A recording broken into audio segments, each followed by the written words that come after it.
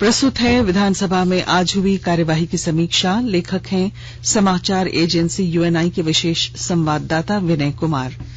झारखंड विधानसभा में वित्त मंत्री डॉ रामेश्वर उरांव ने चालू वित्त वर्ष के लिए 2698 करोड़ 14 लाख रुपए से अधिक का तृतीय अनुपूरक बजट पेश किया।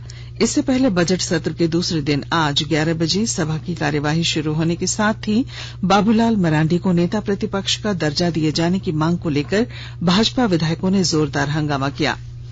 विधानसभा में रांची के कांके प्रखंड के मनातू चेरी और सुकरहुटू मौजा में बन रहे झारखंड केंद्रीय विश्वविद्यालय के स्थायी परिसर निर्माण से होने वाले विस्थापितों का मसला भी उठा।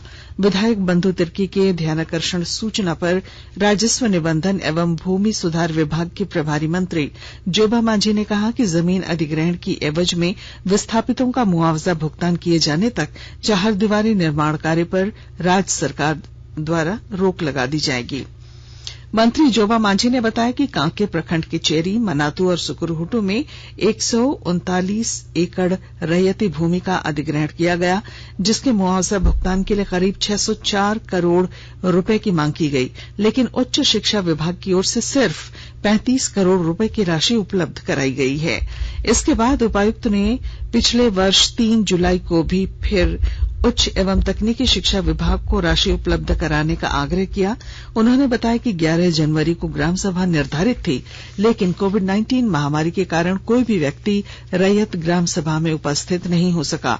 बाद में 21 फरवरी को ग्राम सभा फिर संपन्न हुई, जिसके बाद भूमि अधिग्रहण की आगे की कार्रवाई की जा रही है। मुख्यमंत्री हेमंत सोरेन ने कहा कि स्थानीयता नीति के मसले पर सरकार विचार कर रही है। मंत्रिमंडलीय उप समिति का गठन किया जाएगा और इस पर जल्द निर्णय लिया जाएगा। आजसू पार्टी के डॉ लंबोदर महतो द्वारा मुख्यमंत्री प्रश्नकाल में उठाए गए सवाल के जवाब में हेमंत सोरेन ने कहा कि राज्य गठन के 20 साल से अधिक हो गए हैं। उन्होंने बताया कि 1932 के खतियान को लेकर तत्कालीन सरकार द्वारा स्थानीयता नीति बनाई गई, जिसका पुरजोर विरोध किया गया। विवाद के बाद इस मामले में उच्च न्यायालय ने भी निरस्त कर दिया था। उन्होंने कहा कि सरकार अदालत के आदेश का अध्ययन कर रही है और बहुत जल्द निर्णय लिया जाएगा।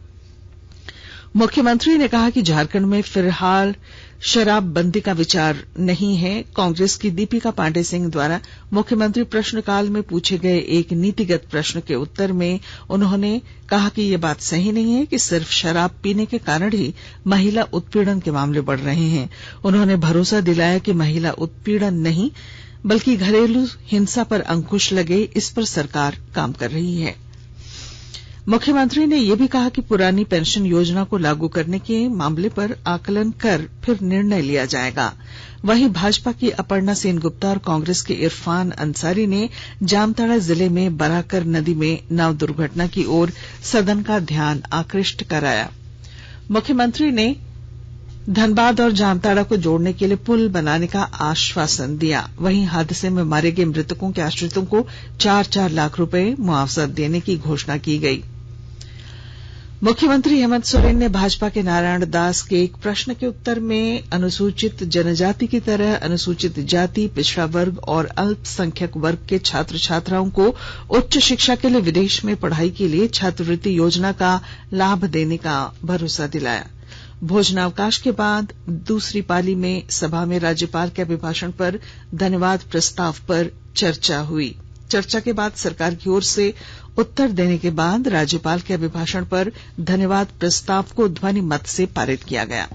अभी आप सुन रहे थे विधानसभा में आज हुई कार्यवाही की समीक्षा।